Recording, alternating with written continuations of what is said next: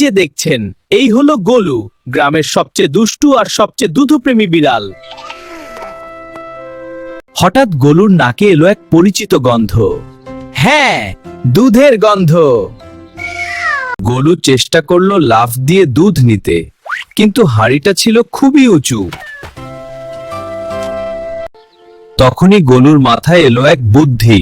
বুদ্ধি থাকলে শক্তি লাগে না।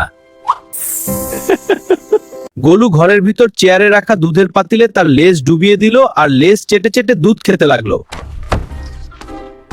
দুধের পাতিলে তার লেজ ডুবিয়ে দিল আর লেজ চেটে চেটে দুধ খেতে লাগলো। গোলু, কি করছিস তুই?